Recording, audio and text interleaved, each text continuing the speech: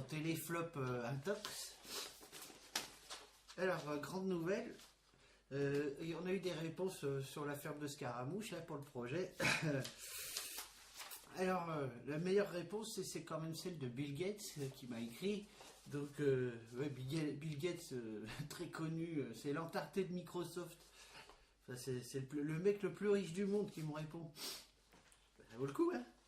Ben, vous allez voir, pas mal, hein? C'est pas juste un petit communiqué, c'est quand même une bafouille, quoi. Hein? Donc, on va attaquer, hein? Bon, on met les lunettes. En plus, si je veux remplacer Pujadas à TF2, faut assurer quand même un peu, hein, parce que bon. Alors, je lis la lettre, hein, après vous verrez, ça vaut le déplacement. Je réponds aussi, hein, parce que quand même, faut apporter quelques réponses à ça. Mais bon, ça donne un aperçu de l'époque dans laquelle on vit, voilà. Bon, alors, je commence. Monsieur The Fred, j'ai eu connaissance de votre projet La ferme de Scaramouche grâce à votre vidéo parue dans votre télévision privée nommée Téléflop. Privée, pas déconner. Le caractère social de votre démarche m'a paru intéressant. L'idée de vendre 20 000 albums de vos chansons pour financer votre projet est une idée très originale. Simplement, il faut savoir frapper aux bonnes portes. Permettez-moi de vous dire ce que je pense personnellement de votre démarche. Ce désir intense de vous autosuffire est tout à fait louable, mais complètement irréalisable. Vous dénoncez le pouvoir de l'argent ainsi que celui des banquiers et vous vantez les vertus de l'intérêt général. Mais vous prêchez auprès de qui? Et pour qui? Vous ne faites que vous adresser à votre public qui s'abrite derrière des slogans auxquels il ne croit même pas. Les apôtres de l'anticapitalisme demeurent dans l'incantation. Ils connaissent le confort d'une société néolibérale et pour rien au monde ils ne le quitteront pour une aventure dont ils ne connaissent pas l'issue. Les uns organisent des processions religieuses, les autres des manifestations avec des drapeaux rouges. Ils ont en point commun ce besoin incommensurable de s'offrir une bonne conscience. Je vous fais le pari qu'un nombre ridicule de vos camarades mettra la main à la poche pour acheter votre CD censé financer votre projet de ferme. Ceux qui parlent le plus fort de redistribution, donc je reprends, ceux qui parlent le plus fort de redistribution sont ceux qui partagent le moins au quotidien. Je ne saurais vous conseiller d'étudier à quelle classe sociale appartiennent vos amis révolutionnaires de la gauche radicale. Beaucoup d'entre eux sont titulaires d'une Mastercard dès l'âge de 18 ans et propriétaires d'un habitat pavillonnaire alors qu'ils ont tout juste atteint l'âge de 30 ans. Ils combattent l'état de papa tout en sollicitant sa protection. J'ai de l'estime pour le commandant Che Guevara, les brigades d'action directe et dans un autre registre pour le Mahatma Gandhi, qui ont tous eu en commun de mettre leur vie en jeu afin de parvenir à la victoire finale. Mais je n'ai que mépris pour ces bonimenteurs d'une révolution qui ne verra jamais le jour. Balèze, hein? Ça fallait le pondre, hein, déjà. Pour terminer, je ne vous apprendrai rien en vous disant que vous vivez dans un des derniers pays staliniens du monde avec la Corée du Nord. Dans votre système, on préfère endormir le citoyen à coups d'allocations et de pensions afin qu'il demeure chez lui dans l'oisiveté la plus totale plutôt que de lui donner les moyens de réaliser ses projets. Vous seriez citoyen américain, vous pourriez bénéficier du soutien financier d'une fondation comme la mienne. Il y a beaucoup plus de philanthropie dans les institutions caritatives et dans les majeures compagnies que dans les réseaux dits alternatifs qui reproduisent de façon beaucoup plus médiocre les pires schémas d'un système capitaliste débridé. Je vous donne, si vous voulez, rendez-vous dans 3 mois et vous me direz combien de CD vous avez vendu auprès de votre auditoire. Je vous souhaite une grande réussite dans la réalisation de vos projets. Cordialement, Bill Gates, le plus riche du monde, qui soutient un truc pareil. Enfin, il soutient pas, il me comprend. Voilà. Alors, en fait, il aurait dit ça dans les années 70, le Bill Gates, là. J'aurais dit que ce mec était un sinistre cynique. Mais là, en 2014, je dirais plutôt que, en fait, c'est de la lucidité de sa part. Hein, parce que, oui, on veut bien changer le monde, hein, comme je disais dans une précédente vidéo, mais le plus tard possible. Mais en même temps, il croit qu'il est l'inventeur du pléonasme crevard gauchiste. Alors que ce pléonasme, on le connaît depuis très longtemps, on a l'habitude. Voilà. Alors en fait, moi j'ai grandi avec des parents qui évoluaient un peu dans le power flower, vous voyez. C'était les babas des années 70, après 68. Et à l'époque, les collectifs artistiques, ça ne manquait pas, hein, puis ils se bougeaient le cul, quoi. Ils se sortaient le doigt du fion, ils faisaient pas que en parler. Hein. Je dis ça, c'est pas pour dire que c'était mieux avant.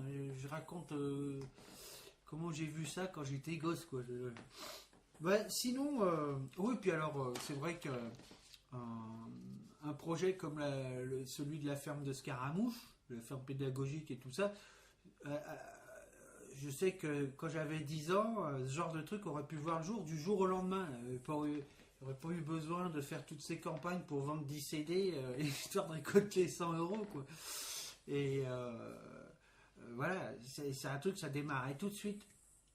Avec 3 bouts de pierre, on faisait une ferme pédagogique parce que il n'y avait pas toutes ces normes qu'on nous impose aussi. Parce que il y a des tas d'écoles parallèles qui se sont montées, des tas de trucs comme ça. Il suffisait de trouver un hangar, on transformait ça en petite ferme, en petit machin, en petite école, en petit truc, et puis hop, c'était parti, quoi.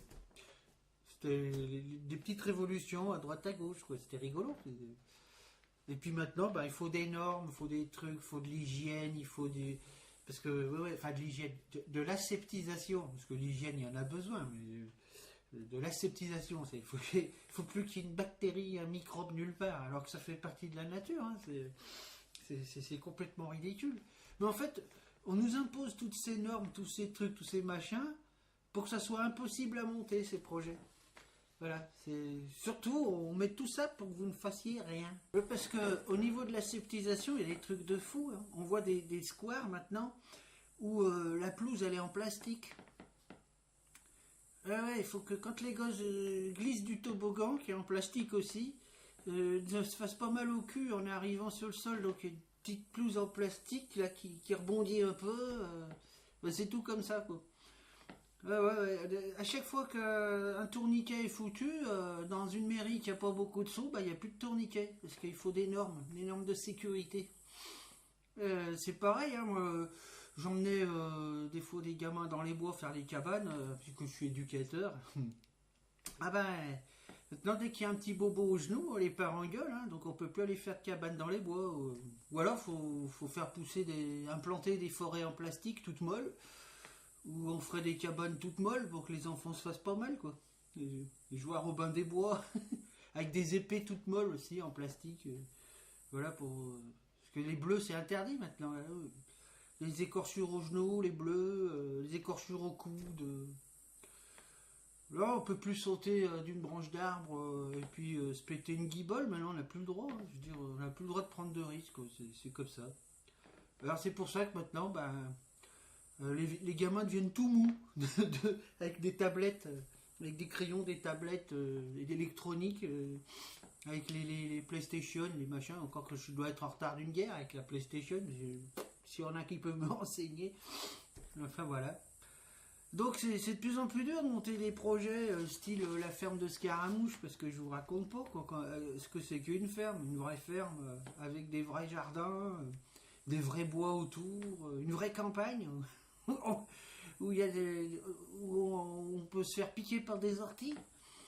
Parce que ça aussi, il faudra supprimer les orties, parce que un jour les piqûres d'orties seraient interdites aussi.